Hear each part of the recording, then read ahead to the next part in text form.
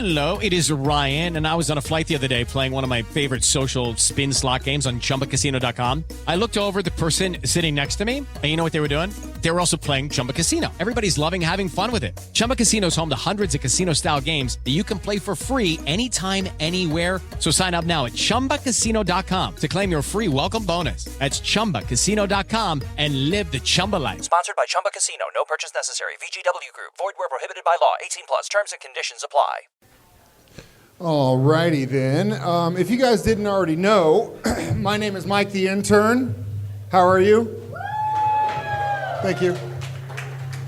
Lifelong Chiefs fan, and of course a DJ on a classic rock station here in Springfield. We've got a couple of guests to bring up here on the stage tonight.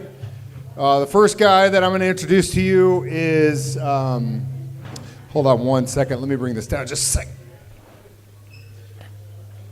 The first guy I want to introduce to you tonight is my partner in crime. I get a chance to wake up with this guy every single day during the week.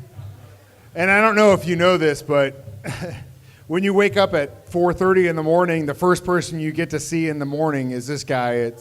You know it's going to be a good day. Every single day.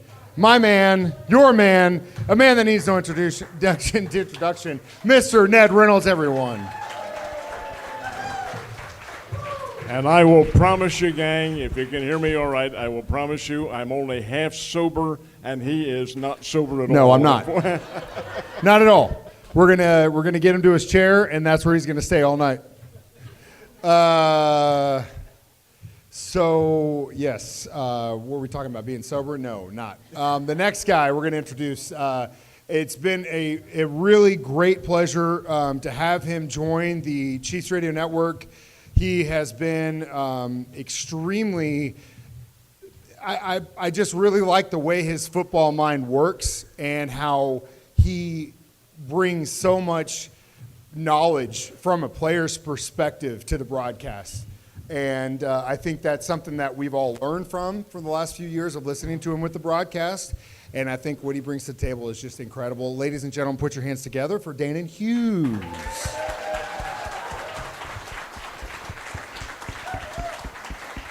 And I told him we were going to wear matching Hawaiian shirts, but he didn't wear the same one.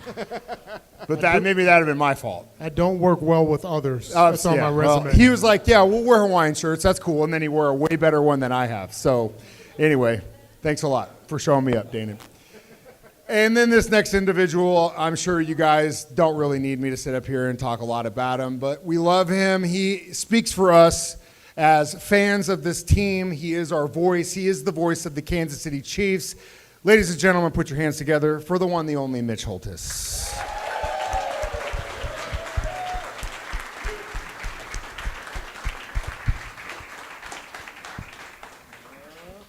Check, check. All right.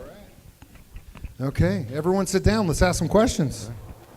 If we're ready to go, I'll tell you a little bit about Mr. Hughes over here, Danan Hughes, who does nothing but outstanding work as a color broadcaster, which, folks, trust me, is not easy to do.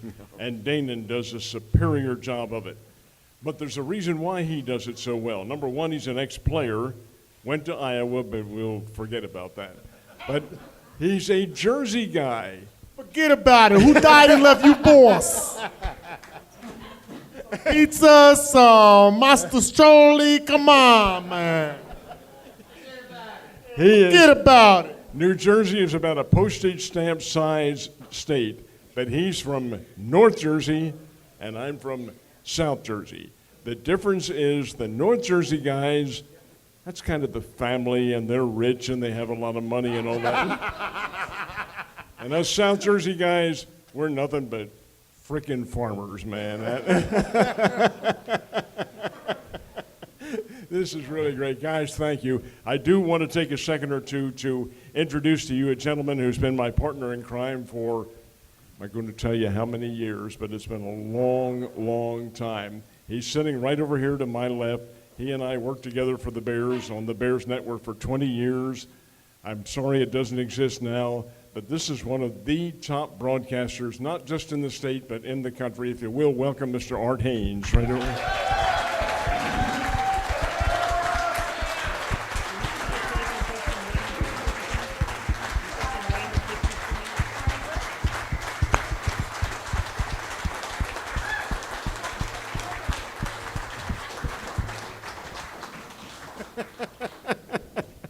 And we'll get that mic over to Art because he'll certainly have some pointed questions for you guys. First of all, I need to tell you this. I had the opportunity. Well, first of all, we need to. How cool is it that we're here tonight with the guy who is the original Shepherd of the Hills, Ned Reynolds? He brought a new joke. Everyone, he brought a new joke this year. Let's go. I was gonna say he was the original bald knobber, but you know. And he hangs out with Yakov Smirnoff way back when. So, I mean, that predates Wilson's Creek. That was 1861. He was way ahead of that. So. Ladies, I apologize to you for all this, but you son of a bitch, I told you not to do that. He told me, he said, Reynolds covered Wilson's Creek. Hell, I covered the assassination of Abraham Lincoln for him. Yeah, you did the pregame show for that. That was weird. Then Art Haynes is at Macadoodles. We're at Macadoodles tonight. So, yeah, no, it was... All right, gentlemen. Not to say that Ned goes way back, but... Way back. And Mitch and I have had the opportunity, as a matter of fact, to work on a number of Missouri Valley telecasts, and it's, trust me when I'm saying this, it's been a great pleasure because this is one of the ultimate pros right here. And as a matter of fact, folks, I wonder how many are aware of the fact that, was it last week or 2 weeks ago? Last week, he was named as the Kansan of the Year. Give him a big round of applause right there.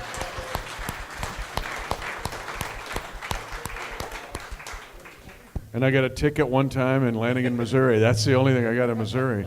And I'm glad I wasn't in Iowa because Caitlin Clark would beat me by 50 points. Now you're talking. Okay, guys, the training camp's open. Really, the second day of full drills have gone on up at St. Joe and Missouri Western. Danan, start with you. You're a former player. What's your impression of what you see, and is this a team that's capable of a three-peat? Hit somebody in the mouth. You asked. Good. That's I did. No, that's I did. where my mind goes, Ned. No, I feel like what's been so impressive about this organization, I remember watching the Super Bowl, as we all have. I remember going into the locker room. I remember the conversation. So my job as the color analyst is I do the pregame show. Hopefully you listen to it. I do the game with Mitch. Mitch tees me up. The absolute best in the business, no question. Makes my day easier, makes my job easy. Obviously, the play on the field makes it easy for both of us to some extent.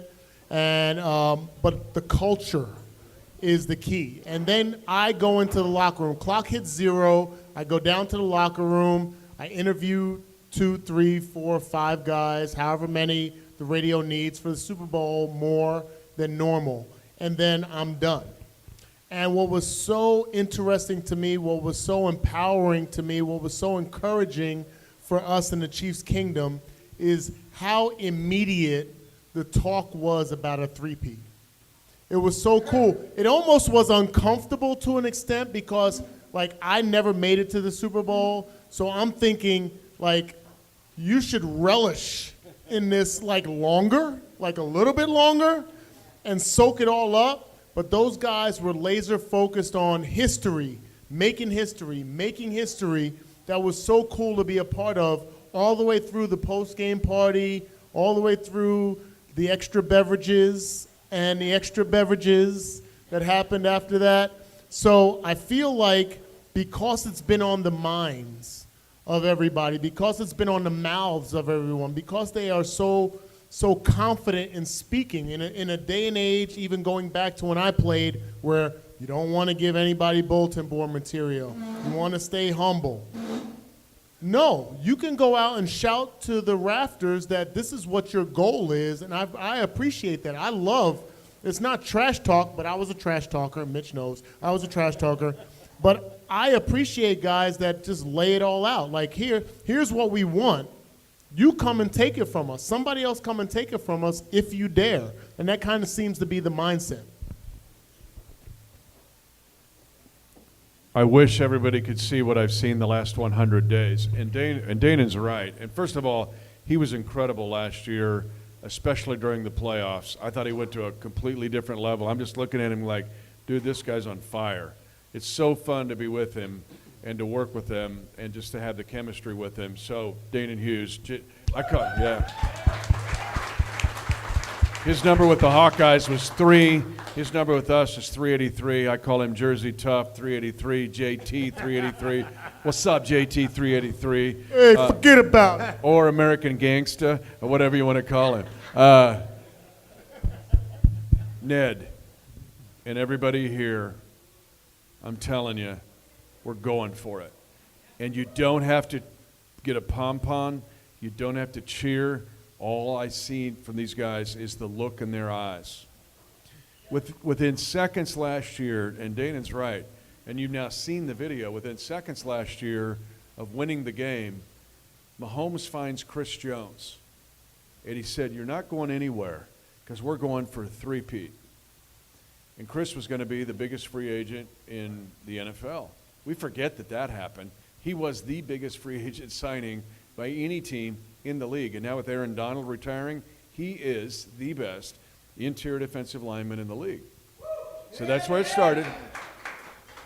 But through OTAs, through the mini camps, I'd see these guys every day, and the look, this kind of glazed look in their eyes is, oh my God, we got a shot at this. I was on with Wyatt and Art last week, I think it was, or whenever, and I even put it out from a practical standpoint. We won last year. We went 5-4 at home.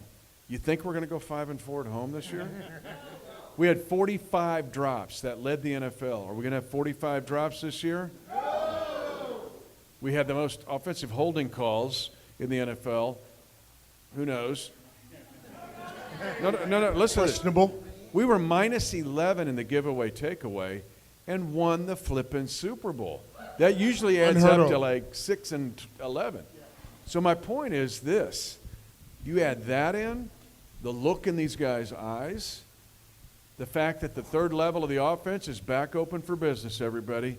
We are back open for business. Your favorite hamburger stand is back open again, because if you've seen Hollywood Brown this spring and you saw yesterday's throw to Worthy, the back end is open up again like 2017, 18, and 19.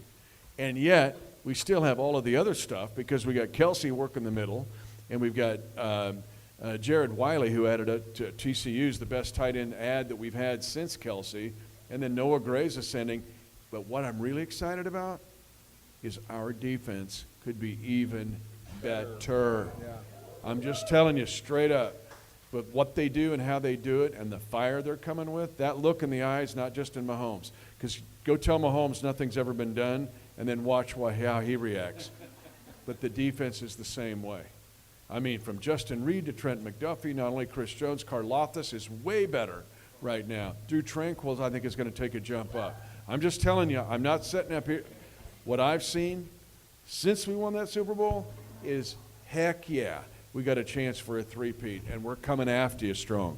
So just to piggyback on, we had this conversation before we started this.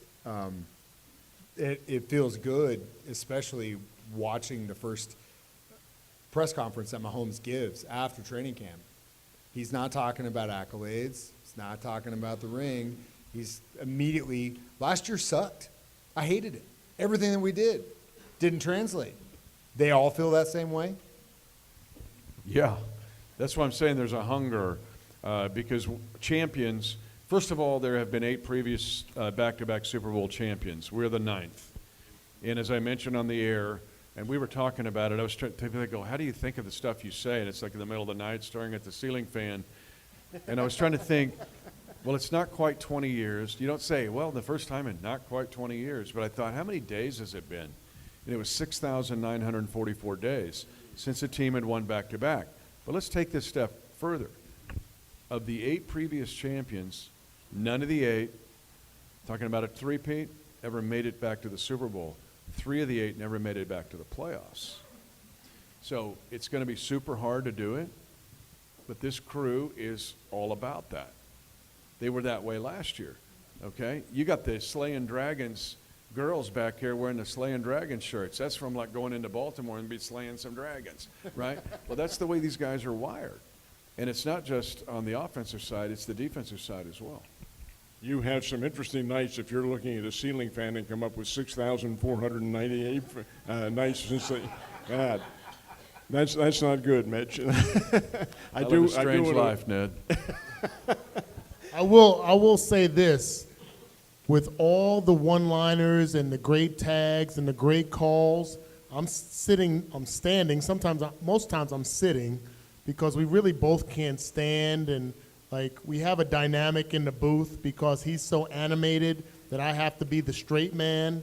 Because if we were both animated, we'd need surgery after the season, and we'd probably need new computers and laptops and everything. So I have to defer the energy to Mitch. But when you hear all the calls, it is straight off of his dome. Like, it's straight out of his brain. Like, I can see his notes, and they're not there when he's coming up with the different stuff. Now, he's probably rehearsed it in his brain. He's got an incredible memory. He tells me stuff about my career. I'm like, dang, did I do that?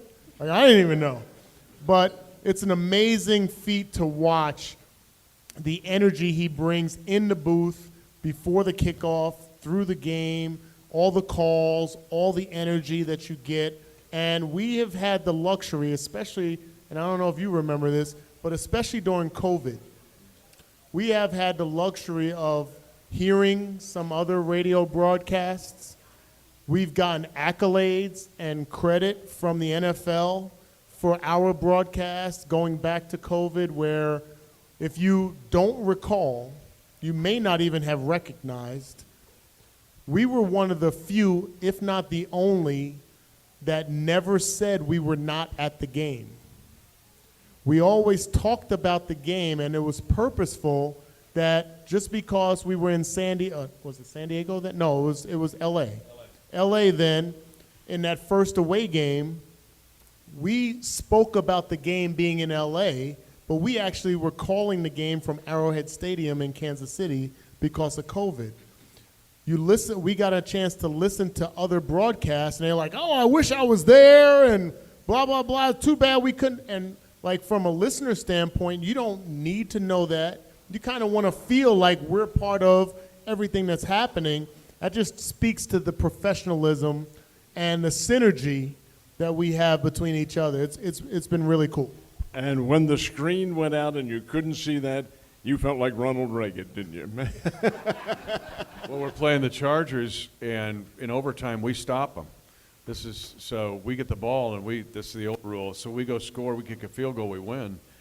And we're driving to kick the field goal. And again, we're like, Danan said, we're trying to be where all of you are at every week. Is that in your woman cave, like the slaying dragon sisters back there, or are we in your car? Where are we at? We're at your lake house. That's where we want to be. That's where we are with you. And in this instance, we wanted to make you feel that way, except our monitor went out. We went to tone him. So now I'm going to my iPad, and I'm freaking out because I'm thinking I'm going to make this up like Ronald Reagan doing old baseball games like in WHO in Des Moines in like 1929 or something. And so my pants, he's cool and calm. He's like, yeah, what's up, man? I don't know. And I'm like, he came back on. It felt like 30 minutes. It was 30 seconds. But then I think I filled my pants. But anyway, it was crazy, but it was awesome. We talked about it in his article. If you can find it, I retweeted it. If you want to follow me on Twitter/X, you can. But I thought that Barrett Media did it, and it was a cool article with Danan. And I thought this is really awesome. So I retweeted it. If you go to my Twitter page, you'll find it. But it's just that rhythm. But what Danan and I, because Danan's awesome because he understands all of you. And we're really with you every time we go on the air. And it's cool to come to this because I'll see people that come every year. And I'm thinking, what are they doing on this game day? And where would they be?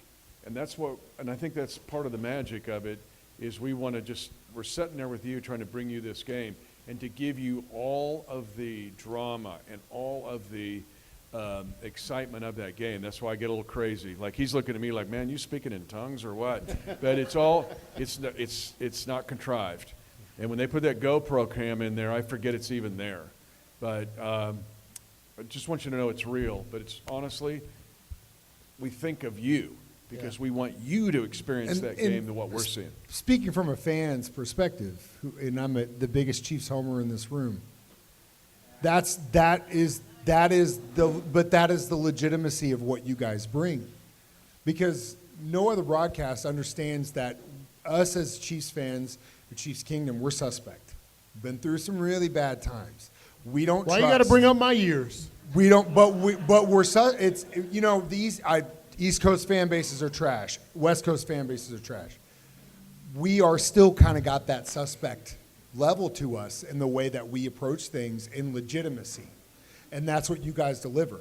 Because if it wasn't legitimate to us, it wouldn't be the same thing.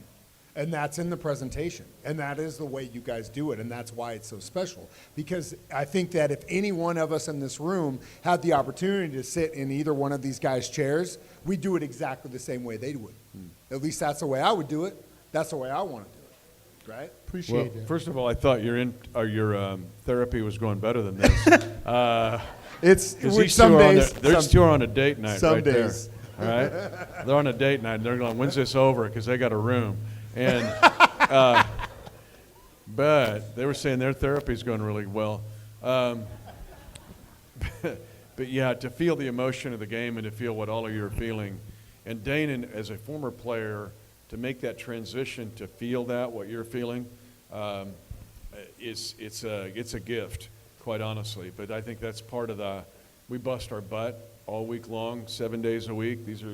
Once we start camp, we're in it now, and we're rolling. Yep. But we do all that so that all of you are going, okay, we experienced that game like we were there. That is the quintessential broadcaster, just as Mitch explained to you. You have to overcome all obstacles and forget about your surroundings and make it something that's amenable to the public. And these guys do just a sensational job. Now, I'm going to put the pressure on you guys. Had the opportunity to visit with Governor Parson at a 4th of July parade over in Marshfield. And I said, well, Governor Parson, are you going to be at the Chiefs rally? And he looked at his, God. He's in the UK, isn't he? Belgium. Yeah. He's on He's in Belgium. junket. He said, I'll be in Belgium. And I said, well, that's just a few miles east of Christian County. You can make it over in time to be there. And he said, look, I want you to tell Mitch and Danan that I have been there present for every single one of the Chiefs' Super Bowl appearances. I can't be there now. I can't be, and just geography being what it is. But I'm holding the two of them personally responsible if the Chiefs don't get there. Therefore, the pressure is on your shoulders, guys, from the legislative effort of the state of Missouri. I do want to ask you a question that it does involve negativity in some respect. Danan, I want to ask you first. There have been, I'm sorry to say, and you guys would agree, some negative moments this year with Kansas City. The unfortunate incident at the parade, and then the auto accident and so forth, and then another guy being kicked off the team for domestic abuse, whatever it was. Does that have, in your opinion, Danan, as a former player, any carryover into the next year as far as the players are concerned? Great question. I feel like it comes down to culture. Like, we all are diehard fans, but let's face it, the Todd Haley era was dysfunctional, to say the least. Right? And You had to bring that up. My therapy was going okay. he brought What's he up doing my these days playoff anyway? record. No. And I feel like had those things happened during those times and that window of time, which some of them did, you would have seen a spiral downward. And the culture that we have now is drastically different. So I'm not trying to shed light on domestic violence, driving with weed or whatever, car crashes and this and that. I always say there's no such thing as a dumb athlete. There's just athletes that do dumb things, just like we all have done. They get amplified because it's 24-hour sports networks and so on and so forth. But we can all honestly say, whether we want to say it publicly or in the quiet of our own homes in front of the mirror, we've done some dumb things as well that had we switched lanes at the wrong time, had we not put on our blinker or whatever else, we could have been in the same circumstance. So, like, I'm real with that, but to speak to your question, the culture that Clark Hunt, Brett Veach, Andy Reid have created, I am not going to say that there's nothing that would force a spiral, but I don't think those things are capable of derailing this locomotive. Like, they have such a focus and a goal-oriented and accountability with each other from the superstars. You can't even call them stars now. They're like global stars now, all the way down to the practice squad guys, that if you have a branch that kind of flares out, it's not going to make the tree look any better. And I think that's the coolest part of experiencing that and seeing that I'm like, you know what, this, like, we will be our own best attribute, and we could possibly be our own worst enemy on the field when you talk about the 40-plus drops and all that. But from a uniformity standpoint, there's nothing greater than being a part of the culture with the Chiefs. And that's not me, like, I don't work for the Chiefs. I work for the radio station. I'm a former Chief. Like, I'll see the bright stuff, but I can also see the dim stuff, like I just talked about with the Haley era. Like, I'm going to shoot you straight. And there's not going to be any sugarcoating. That's what I see with this organization, that tells me that if there's any kind of flaring out by one individual here or there, it's not going to derail this locomotive. Andy Reid is underrated. Historically, he's underrated. He's really close to getting on Mount Rushmore of the NFL coaches. I'm telling you. And I mean Lombardi, Hallis. He has 26 postseason wins. Belichick, who's stuck in the mud right now, right, at 31. But Andy may pass him up. Andy thinks he's brilliant. He's super smart. But the two things that he does the best are, one, he understands the human spirit. He's amazing at it. He grew up in L.A. He went to a school that was multicultural. In fact, he was one of the minority guys on the football team as a white guy. But everywhere he's been, he extracts from those experiences. And so he can relate to our players. But here's the second one, and this is what I think Danan is saying. He handles flashpoints better than any coach I've ever seen. What flashpoint you want to deal with? Last year, we lost to the Raiders, and they did not complete a pass in the second, third, and fourth quarters. I was sitting there getting ready to go home, staring at my steering wheel, going, what just happened here? O'Donnell didn't complete a pass for 3 quarters, and we lost to them. Andy goes, I'll fix it. We'll fix it. Where else do you want to go? The year before, where one-legged Mahomes is trying to, like, figure this out, Andy goes, we'll fix it. We lose 6 out of 7 games in 2017 because Marcus Peters has gone off the rail. Andy looks at me in the eyes. He goes, I'll fix it. I'll fix it. I can't tell you how many times in this now going into 12 years with him, he has said, I'll fix it. We remember the trophies and the rings. What we forget many times is how tough it is and the flashpoints that happen in every season. And Andy Reid's the best I've ever seen, and this is part of the culture, at fixing it. And that's why we have a shot at winning 3 in a row. Amen. You brought up defense, right? Of course, we re-signed Drew Tranquil, which is amazing. Nick Bolton, amazing. Justin Reed. We got Deuce back there, but we got to hold a fill because we lost someone that was part of that success. Now, in my opinion, I thought the two of them working together was what made them so good. So will we be able to do that again?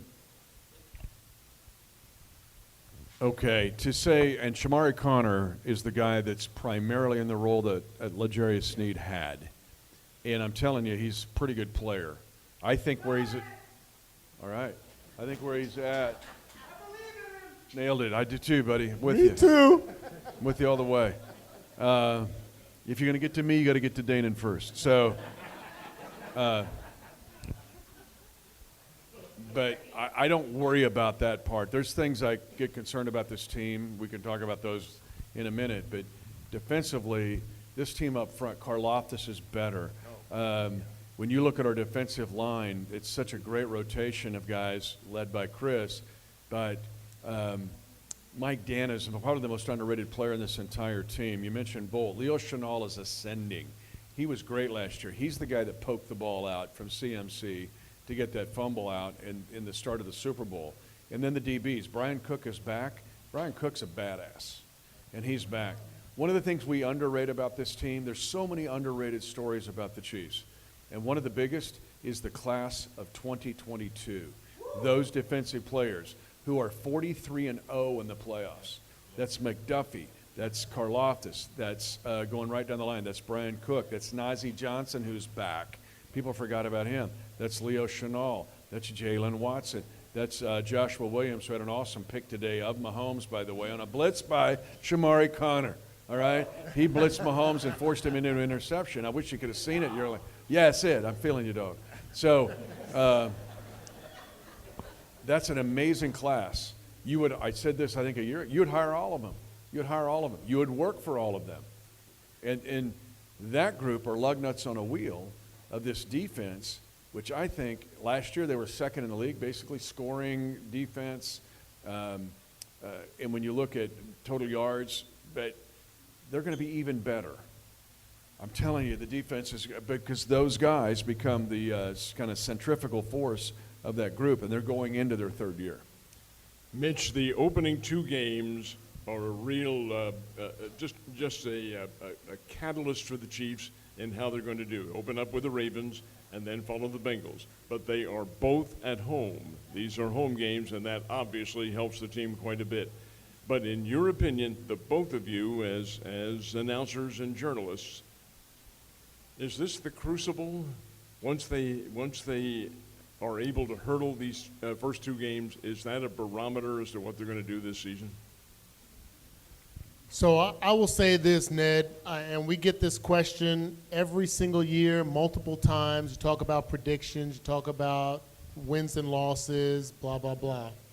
And I've answered the question every year pretty much the same since Patrick Mahomes took over. If God spread his hands across the landscape of the NFL and there was not one injury that was had in the NFL across the entire landscape, would you want to face the Chiefs in the playoffs? And I would ask every single team that. And I feel like most of them, if they put their ego aside, probably all of them would say no. And what the addendum to that is that these prior years was not, is they would say, well, we would want them on our field. They haven't played away from Arrowhead. Yes, we did. And we slapped two teams in the face doing so. Slay and Draga's sisters. Yes. So, I feel like when you talk about predictions and what they can do and what they're capable of and the obstacles and so on and so forth, it comes down to health, obviously, like it does with a lot of teams. But I like our chances just like every other year we've been here. And Mitch talked about the defense. When you think about some of the great defenses, the 85 Bears, the 2000 Ravens, we broke a record last year in 20 of 21 games, allowing 24 points or less. We broke the Ravens record, that was 19. We had 20. And like Mitch said, we've gotten better. So, I'm not afraid to say it. The goal is the goal. New Orleans, wear the beads. I'm going to flip my shirt up. So you throw me some beads in New Orleans. Mitch is with me? No. I got a new wicket. And we're going to get another Super Bowl. How about that? There he goes. And hey, Well, and Ned, let me say this. We have played the toughest schedule in this league for 5 straight years. 5 straight years, we've had the toughest schedule. And last year's run to the Super Bowl, led by the Slaying Dragon Sisters, was the fact that DVOA, I mean, it's by a metric, it was the toughest road to the Super Bowl championship ever. And so we have a tough schedule again. Okay, let's go. That's fine. And that's just the way it's going to be. The fact that we've won now, we've had 11 straight winning seasons, is tough to do in the NFL. When you draft last, you have the toughest schedule. And the fact that there's a 17th game now, and that 17th game is against the NFC, and it's against a 1 seed. You're playing, or a 1 team, our number 1 team from the year prior. What it has meant, because you talk about having Baltimore and Cincinnati start, and I think the Cincinnati mayor shut his mouth this year. The fact that, or I'm going to come back with the guy that's got the shirt on. You can doubt the Chiefs, dislike the Chiefs, and disrespect the Chiefs. Love that shirt, buddy. But every week matters. Every week matters. That's part of the awesomeness of the NFL. But people ask me, in this winning that you've done, this was national, it was on NFL Network, what have you learned about the NFL, or how has it changed? And I said, because every week matters. There's 1 seed. There's 17 games. It could be Cincinnati in week 2, or it could be Atlanta down later in the year. It does not matter. Every week is so gigantic, and that's why the NFL is so popular, in my opinion. there's the answer, too, from a broadcaster who has done 1.5 zillion games. But I do want to ask you folks to indulge us for a second, because this is a broadcasting-oriented question. You guys were faced with, from a meteorological, and I'm sure as hell not a weatherman, a situation in which the game time temperature was below 0. You know what I'm talking about. Miami Dolphins are in, fans are hurting out in the stands, so forth. How did you, the both of you, I want you both to answer this, how did you prepare physically and mentally for that game? So for me, I've always been, even when I played, I never wore sleeves. I was always kind of focused. I wanted to show kind of some kind of toughness. I'm a sandwich short of a picnic, so that's also kind of a factor in it. But that was the coldest experience I had ever been a part of. Like walking from my car to the door was like I was walking the Green Mile. Like it was the worst ever. And so to think about the guys on the field having to endure it, but it's also a game about the mind. And a lot of times I bring myself back to my playing days where it was cold. We played the Indianapolis Colts in the playoffs. It was cold. We played the Steelers cold. It was cold days. And I remember sitting in my locker like, I'm not going to be beat by something I can't control. Like, we might lose the game, but I'm not going to be beat by the opponents, and I'm not going to be beat by the weather. And it's a mindset. You got to be a little twisted. I get it. I know it. I've experienced it.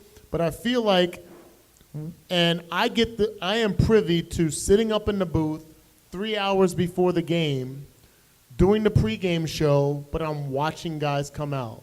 And I'm seeing, we got binoculars up there, I'm seeing guys' faces. I'm like, he's done. He's done. It's a wrap. And so, like, I'm picking apart the 47-man roster or whatever it is, and they're coming from South Florida. They dug their own hole. Yeah. Because had they won the week before, they would have been elsewhere, right? So it's their fault. But you could tell by the faces. You remember the Jamaican bobsled team in Cool Runnings? Right when they came out of the airport and you saw them stop and you saw their faces? That's what those guys look like. And so you just knew it was just a matter of time. You had to endure the game. The worst part of it was walking to the stadium and walking from the stadium to my car. But the cool part of it is, because I can't tailgate before the game, I get to tailgate after the game as the cars are bumper to bumper leaving. I pop my trunk, smoke a cigar, got a few cocktails, and I'm watching everybody leave. So I become one of the idiots that's actually sitting outside in the cold, which doesn't make sense. Wait a but minute, it kind of hold brings on. me back to the. Who all went to that game last year? That's it? You went Everyone to it? else is smart. What We're the did only you- ones? What did you We're wear the only to the ones? game? Tell the folks what you wore to that game.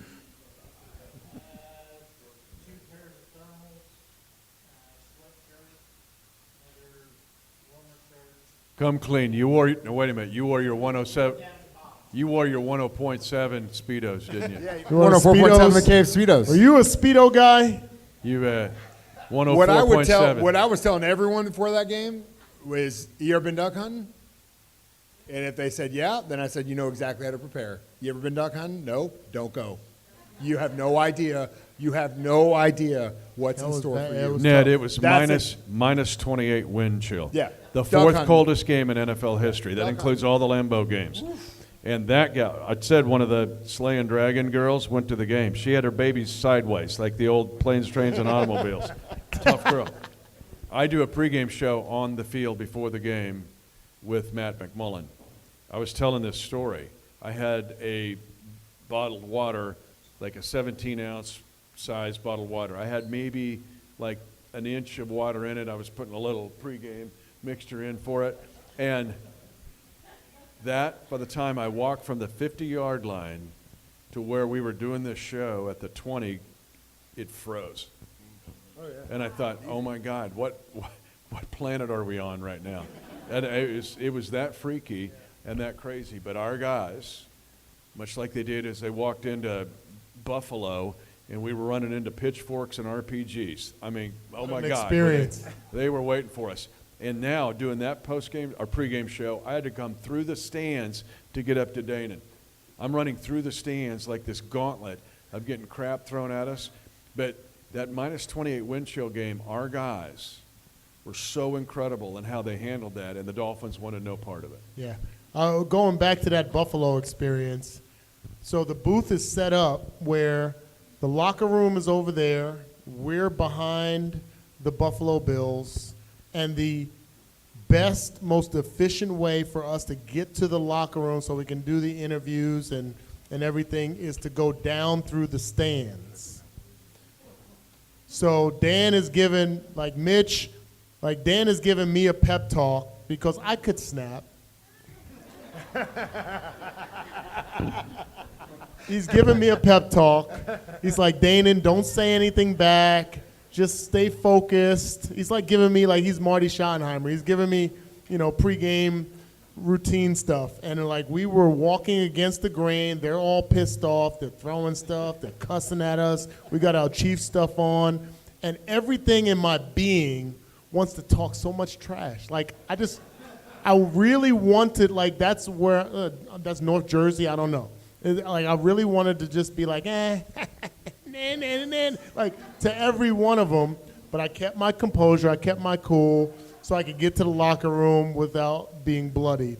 And, but it was one of the, you ever have that quiet time where it's so satisfying? It was like I was in a different zone, I was kind of in la-la land, walking through, la-la-la-la, and everybody's like, throwing every finger up at me.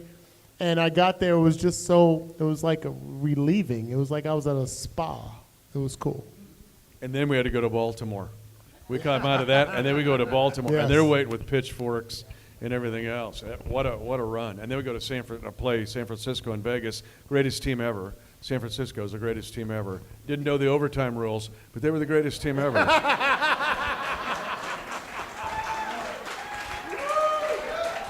Oh my God, the look on Pat's face. Oh, yeah. When Warner goes, we'll take the ball, he's like, what? Did I hear that right? And the official actually asked him again, you want the ball? And Pat's going, you've seen it, you've seen the clip. Yeah. They want the ball, they want the ball. And then you see Kels going, they want it. That's exactly that run was crazy. And so our guys are battle tested, not saying we'll do it, not saying we won't, but I'm telling you, we're going for it.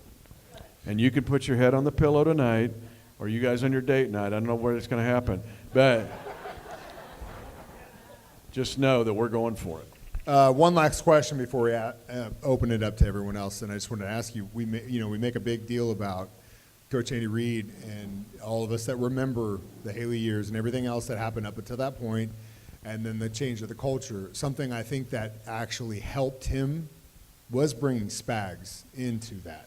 And I think he's just as crucial. And we talk about people that are underestimated. We need to take a second and talk about that guy for a second. I think Steve Spagnuolo has done an amazing job of rallying guys in a different way than I've ever seen a coordinator do. I had the luxury of attending Justin Reed. He does a celebrity softball tournament or a celebrity softball game at the Monarch Stadium in Kansas. This is the second year. Spags was in attendance. Most of the defensive players were there to support Justin Reed. He came down to the dugout. He interacted with everybody. You hear the guys talk about Spags differently than I've heard them talk about coordinators. Normally it's about the head coach. And so that just tells you, it speaks to the attitude, the understanding, and the love that these guys have, and the appreciation that they know that he has the best out for those guys. And you would run through that brick wall for that kind of coach. I've been in that locker room. I've been a part of questionable situations where you sat there and was like, why did he call that play? Why did we do this? Like, why didn't we stick to the run? Why didn't we, open up the passing game like we talked about all week? You never hear that when you talk about Steve Spagnuolo and this defense. Every single week, those guys are 100% bought in to the game plan, and there's never any bickering or any side conversations that happens. That tells you about what his imprint, his footprint on that side of the locker room. And that's very tough for me to say, Ned, because I don't like defense. I'm a wide receiver, so I got to go to that counseling that you're talking about. I know. It's that dude's counseling. It's good. As inventive and creative as we are in offense, which we are, we're the most creative team probably in football, for sure in the NFL. We are also that creative on defense. Patrick got tricked today. We threw Patrick today, and it's hard to trick him. We messed him up. And he threw an interception today because of Spags' the stuff that he does. It's very complex. He needs one of the things about our defense, and Spags uses this, and Danan knows this, our corners tackle, okay? Our safeties cover. Our linebackers can play like safeties. And Spags uses that to his advantage to torment these quarterbacks. He had Lamar Jackson on his heels last year. He had him rattled, which is really hard to do. And Brock Purdy tried, man. He was grinding, but we even threw that last little series of stuff we threw at Brock Purdy, threw him off his game too. I'm going to add something, though, that's maybe a little bit obvious, but Matt Nagy getting fired by the Bears and him coming back to us was a way bigger deal than anybody realizes. Yeah, and here's why. Do you realize in 2017, remember, Patrick didn't play that whole year. He apprenticed up until the last game with the Denver Broncos. Guess who his caddy was that whole time? This is Tiger Woods playing practice rounds at Augusta, and his caddy was Matt Nagy. Patrick swears by Matt Nagy. He, like so many stories here, is very underrated in our success. And it's not a coincidence that we have 2 back-to-back Super Bowl championships after Nags came to us, after being fired by the Chicago Bears. So it's a big deal with Nags and Spags and our crew. Don't think there's any question about that. Folks, we're going to open it up now to the audience, but first I want to bow to Mike, the intern over here, who has Mr. Haynes, and Arthur, if you will. Fire away, man. Brought to you by Macadoodles. Ooh, sore subject. So, Mitch, a guy I think that's very quietly a key guy that I'm glad we have back is Drew Tranquil. Talk about what he brings to the linebacking core. I had a great visit with Drew today before I came here. And he and I sat down and kind of just chopped it up a bit. He fits what I just said about Spags. Super smart, super tough, but he's gone to another level. He was brilliant this spring and summer. He's been really good so far in camp. And we talked about that. And he said, one, it's the culture. He loves being in this culture. He was 4 years with the Chargers. He goes, it's amazingly different. But he said, I'm also learning the scheme, the system. I'm asked to do more things. I feel like there's a real challenge to elevate my game. But he goes, I've never been in a better place in my life as a football player, as a person, than I am right now. I expect Drew Tranquil to have a huge year for us. And yes, and here's the other thing people forget about. We played 8 games last year without Nick Bolton. That's right. He missed 8 games. You think Nick's going to miss 8 games? Probably not. Drew had to fill in for him and did a really good job. So, I mean, Drew's big time. Could be a Pro Bowler. And like him or not, his alma mater is Notre Dame. And while they don't win championships every year, they are super involved in producing outstanding football players every time and smart players. Let's open it up. Anybody have some questions? Mike? One back here. Hey, Mitch, Danan, welcome back to Springfield again. Kind of a two-part question, both about special teams. We had the new kickoff rule. Who's going to be the guy to kick off the ball that Thursday night? Is it going to be Butker or is it going to be Reed? And the second one, how's the punt god looking? Okay, first of all, did you listen to the conversation I had last week with Wyatt and Art on air? Anybody hear that? Okay. Oh, my God, you just asked the question of the night. And I'm going to let Danan answer first, and then I'll jump in. It is the rule nobody is thinking about, and it's the most drastic rule change in this league, if not ever. Some have said since instant replay, and none of us are thinking about it. Mm-hmm. We're going to work on it again tomorrow. I charted 53 of them, 53 repetitions in this new rule that our guys ran this spring and summer. And I watched all 53. Oh, my gosh. I'm going to let Danan talk, and then I'll come back. It is like, I gave this analogy, it's like changing our national currency to Bitcoin only on Tuesdays. It is so dramatically crazy different. You've asked the question of the night, and I'm going to get to that, but I'm going to let Danan talk first because this is his forte, because he made a big living doing special teams. Yeah, so I'm a former special teams knucklehead. As I mentioned, a screwdriver short of a toolbox, and I love it. I love the new rule. I love how they're implementing the action of the game. I did not like them legislating it out of the game. I understand that it was supposed to be from a player safety standpoint. They didn't care about us when I was down there and had all those concussions, but I understand.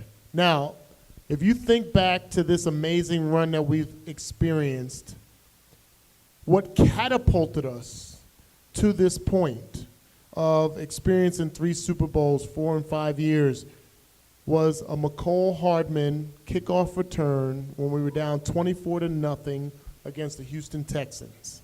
And the fact that, for the most part, that has been legislated out of the game because you could just power kick the ball through the end zone, which most teams did. There's a guy going in the Hall of Fame that is Devin Hester, that is primarily because of the kick return. We just had a guy last year go in the Ring of Fame in Dante Hall, which was primarily because of kick return and the excitement, the momentum shift, everything about that, the fact that you can't leave your seats because you don't know what's going to happen was key. As far as answering your question from a kicker standpoint, here's my opinion. Doesn't mean I haven't been up to training camp. I haven't seen OTAs. I know Dave Tobe is as dialed or more dialed into that than any other coach in the NFL. So I will always put my trust in Dave Tobe. I get a chance to talk to him every week. Because of the precision nature, it would be nice to have Justin Reed be the kicker because he'd be the safety. He'd be an extra guy that would be able to tackle. I'm not saying that would be a wrong decision. I wonder about that because of the precision part of having to kick it within the yardage specifically in order to not kick it into the end zone or allow it into the end zone, et cetera. Mitch may have a different spin on it, but I feel like Harrison Butker would be more precise, would have the opportunity every single day because that's his only job, is to kick within the boundaries, inside the numbers, outside the numbers, being a sniper in that way.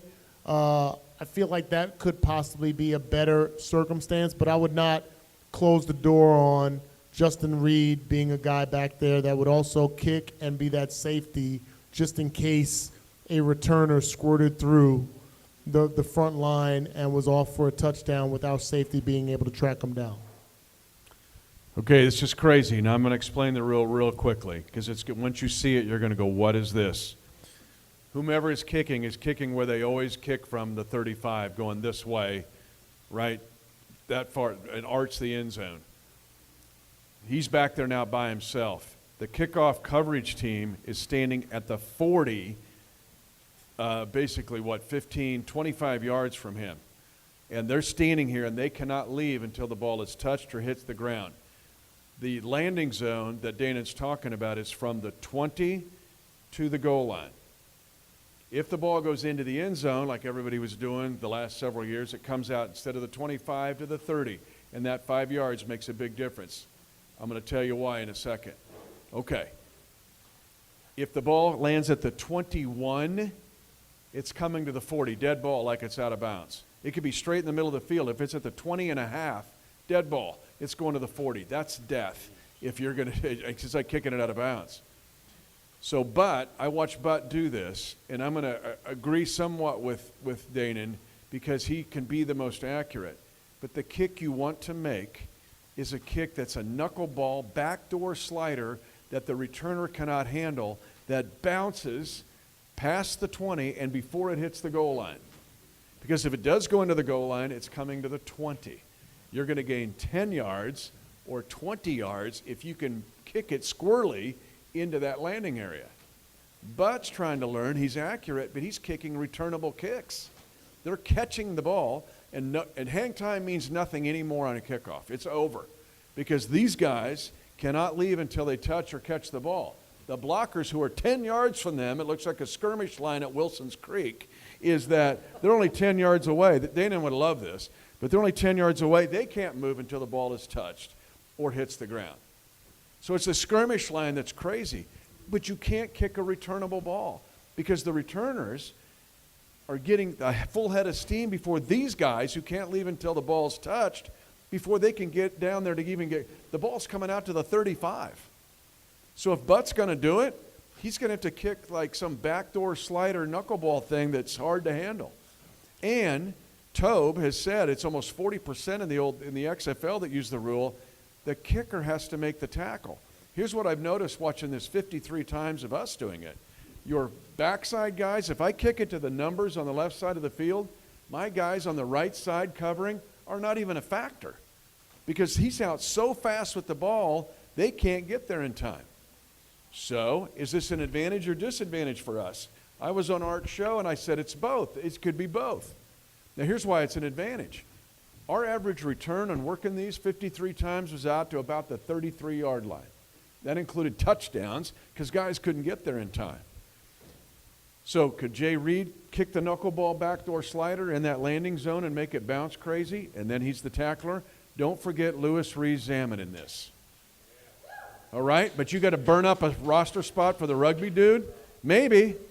He hasn't had pads on yet. We're going to see. But he's got the idea. If you've watched rugby, they run for a while, then they kick this crazy kick. He can kick the knuckleball crazy kick, but can he make a tackle? But here's where it's a positive for us. Last year, I looked at every drive we had starting if we got the ball at the 30, moving, so we had to go 70 yards. We scored 53% of the time when we got the ball at our minus 30. That included 17 touchdowns, 16 field goals, and 10 kneel downs. either the end of the half or we're in ahead of the game. So take those numbers and give Mahomes the ball at the 30, our chances of scoring in just 5 yards to 7 yards goes way up, way up. And so we could score even more with this new kickoff rule. It's crazy. Wait till you see it. Huddle. I mean, we're going to try to explain it as best we can, but it's like learning Mandarin Chinese your first day of kindergarten. Yeah, there's also a dynamic of, and I'm going to be interested to see, I'm going to be paying attention to specifically in if you are the return unit, and the kickoff unit cannot move until he catches the ball. Are the returners watching the kickoff unit, or are they peeking back for the returner? Because as a former returner, I'm looking for every inch I can get, every step I can get. If I can't move, but you're looking back here, you're peeking, and then you're turning when he catches, even though it seems like that's an insignificant amount of time, that's 1, 2, 3 extra steps that I get on you because you peeked, caught it. By the time you come back here, I'm almost past you. We were working on that very thing yesterday. That very thing.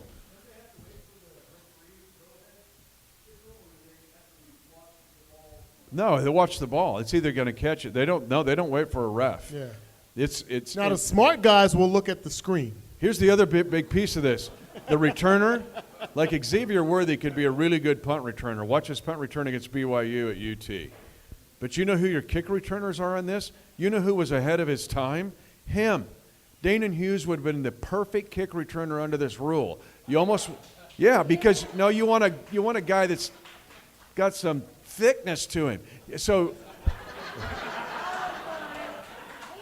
that didn't come out right, did it? I know what you mean. I know where your mind's at, lady. Come on. So, and you guys got to get to your room. A guy like Nico Remigio, you're going to hear a lot about. He might make the team because of this kickoff rule because he looks like Danan. He does not look like Dante Hall in this rule might not be, or Devin Hester wouldn't be maybe as effective as like a running back receiver hybrid who's got enough speed but enough power to bust it out because it's going to happen quickly. And then they break a tackle and they're gonzo. So the returners in this who could make the team because of it is wild. Like we just have rewritten stuff here that, again, nobody has thought about here, and wait till you see it. You just made the very interesting analogy there. I was going to ask you, what is the decisive factor on the rugby player making the team? What is the catalyst? What will decide it for him? Well, one, he's got to be you only have – Danan said you only have 47 guys suited up on game day. And you only have 53 in the roster. You have 16 on the practice squad. Okay. There's essentially 69 guys that become 53 that become 47. Are you going to burn up a spot for a rugby dude because he can kick the knuckleball backdoor slider? I don't know. Can he do other stuff? The deciding factor is how much can he do in special teams. Can he be the one cover guy that Danan's talk about? Can he be the returner? He might be the guy that returns it because he's got a little girth to him. So all those factors come into play here, but it's fascinating. It's more than just, it's a cute dude, like he's a rugby guy. Like this is a novel thing, right? And the ladies will like him. He's kind of a cute dude, right? Welsh. But I'm telling you that this rule gives him a 40% more chance to make our team than if he would have tried it a year ago. Yeah. It's wild. And so just stay tuned and watch this happen. We got one more final question. It's me, Ned. So since you guys are the walking encyclopedias of Chiefs history, with the recent passing of Abner Haynes, I've been thinking, who are the greatest Chiefs running backs in the history of the franchise?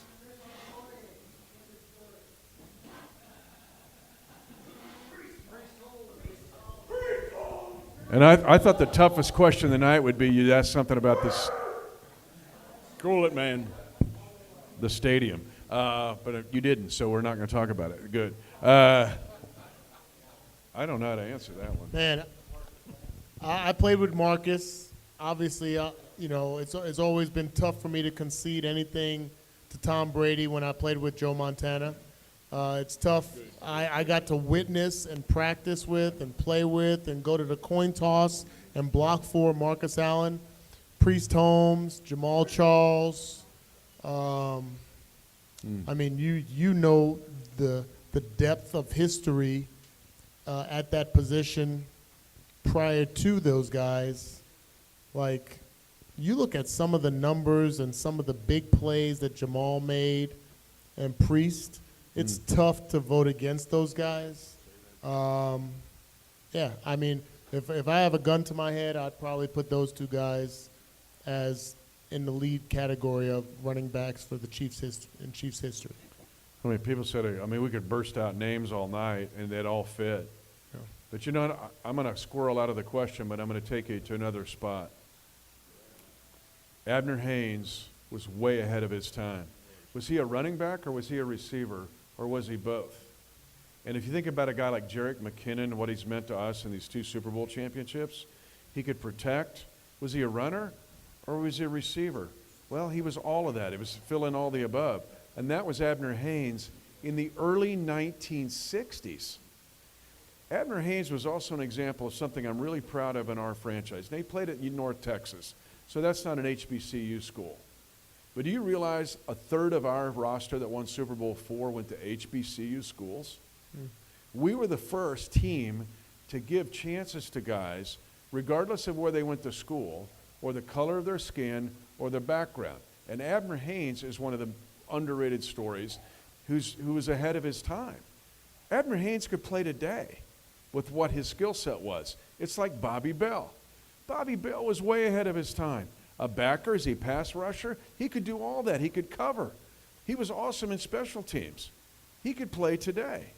But our franchise, just take some time and be proud of some things that our franchise has done that no other franchises did, or very few did, that goes back to those guys, or it goes to Danan, or it goes to our current guys. I get a chance to talk to our current rookies every year. Every year, part of their academy. I come in as like Professor Emeritus or something, like the old dude comes in.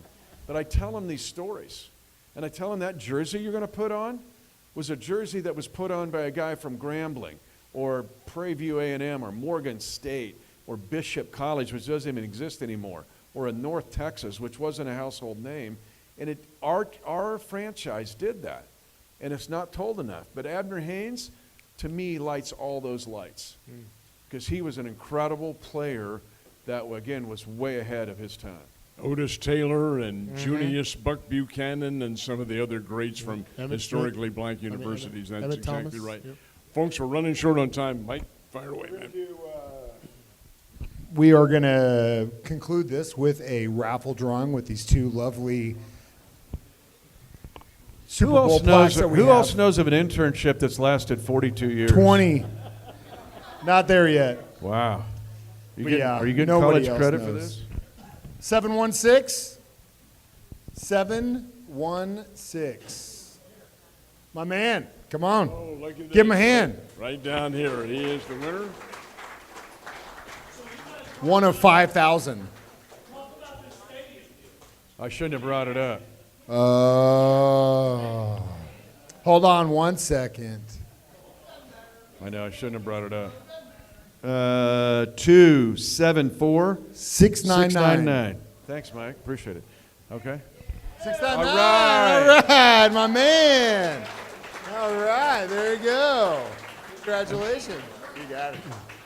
Okay, for a second or two here. Now, we were going to sign it off, but the individual back there wanted, and this is a political question, do the Chiefs stay in Missouri or Kansas? You want to talk about this? Because I'll do this precursor and then I'll let him go. And then Keep in mind now, this is the It's not a Kansan of political the year question. right here. To me, it's not a political question, and you're going to get my answer in a second. Because I try to be real, I can understand, like, there's a different perspective. I feel like there's been 2 times, I think there's only been 2 times where it's been on the ballot for major changes, right? Major changes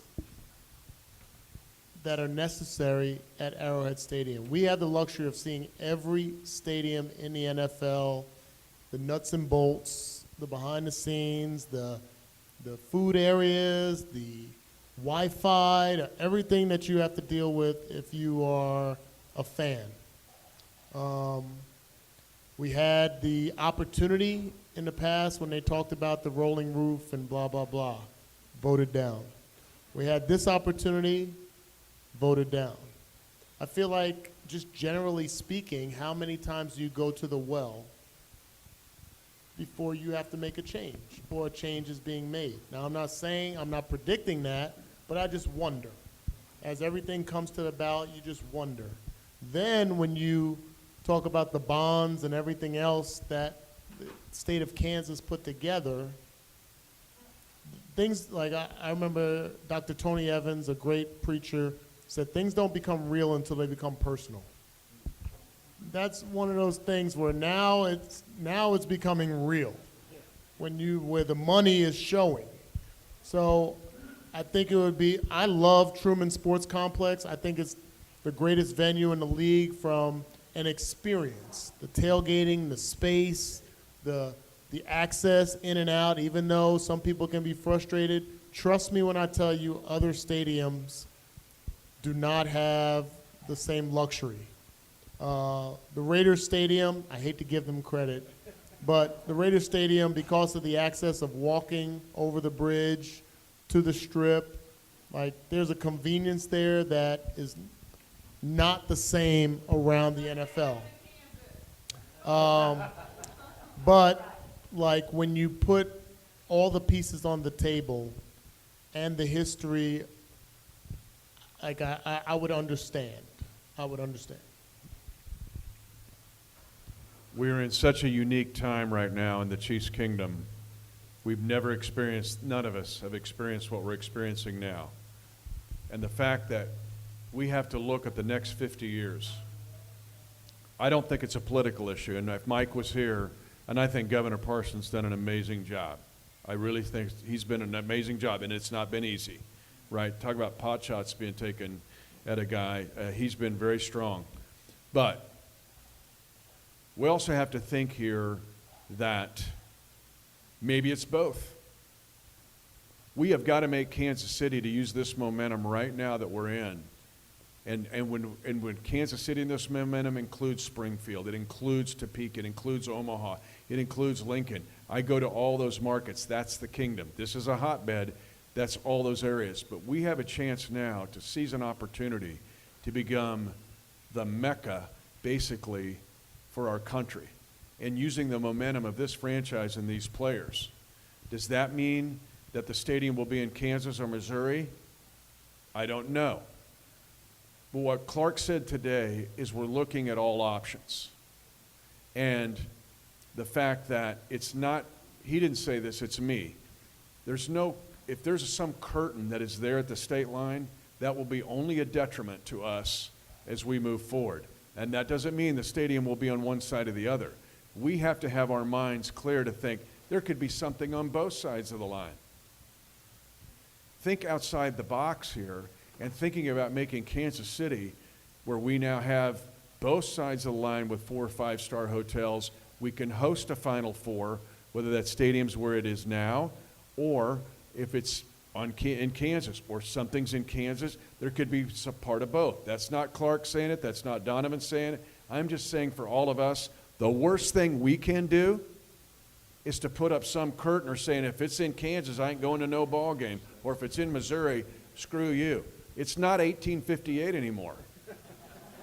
This now we have become the hub of the sports area in our country. They're watching Mahomes and Kelsey. They're watching all of us, and they're going, maybe that's a cool place to live. Maybe you can have a Final Four there, a Super Bowl. We got to do a bunch of stuff to do that. And Danan, I love Arrowhead Stadium. Oh my gosh. But we've done nothing to build around it. Yeah. But did you catch my point? Yeah. So, okay. Kansas, Missouri, okay. What if it goes somewhere else? To another. What's the possibility of it going somewhere else? I think very low. Here's why. Now, I got to be careful what I say. It's very low. First of all, we act like the Chiefs are our birthright. Lamar Hunt moved the team here in 1963. It changed everything. We had the A's, they sucked. They were here 13 years and they were sixth placers. They were brutal. We had nothing. The Chiefs and Lamar Hunt made this a major league winning city. All the names you were throwing out, the Chiefs were winners. They were winners in 69, actually. They were winners in 66, playing in Super Bowl I. It brought and elevated the whole region. Now, but Clark loves it here. He loves the team being here. He loves what's going on here. But that's why he's looking at the best possible solution, which could be a whole bunch of different things instead of saying, stadium's here, stadium's here. Think about going into the 22nd century and what we could build throughout the entire metro. This could be a whole big encompassing thing that's beyond of what we're thinking about here. And that's the way Clark thinks. He doesn't want this team to move at all. And I don't want to say that, don't put this out there publicly. The Royals would be the one if somebody came swooping in with a gob of cash and said, because Mr. Sherman also has to look at other investors, including Pat and Eric Stone Street and others. If they came swooping in, if Nashville came swooping in with a big pile of dough, and it would be, then I think that would be, I don't think that's going to happen. Mr. Sherman doesn't want to leave, doesn't want the Royals to leave, but it's not the same with the Chiefs.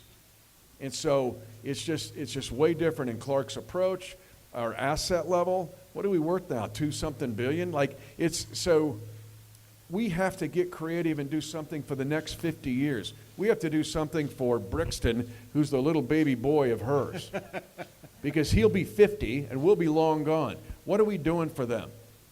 And so that's part of the remodel, which would be a 25-year deal maybe, or we're going to do something that's 50 years. And that 50-year deal could be not just, oh, the stadium's going to be here or here. There could be a whole bunch of things going on throughout the whole metro. That's the way we have to think.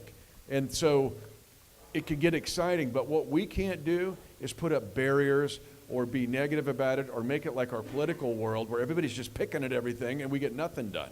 So we can't have that, or we'll lose what we have as momentum right now, which is the best situation we've ever been in ever in the history of this region. And what Mitch said, folks, kind of relates very much to how we live in this country.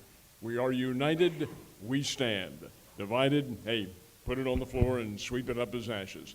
We are going to call a halt to our evening because it is getting late, but in deference to, and I'll use Mike the Intern here as my reference, on the air the other day I said, you know, one of my ultimate goals as a broadcaster, I'm a former Navy corpsman, is to take my blood pressure cuff that I have at home and put it on Mitch Holtis's arm when he says, touchdown Kansas City. Now, come on up here, Mitch, if you will. Folks, traditionally, we end these sessions with this call, and if you will, Mr. Holtis, center stage. Okay, I'm gonna have some help here. I'm gonna bring up the Slaying Dragon sisters. You're gonna be right up here with me. They've just had babies. They just have had stuff going on. Come on, you're gonna come up here. Come on, you gotta get up here, Come on, girls. Let's go.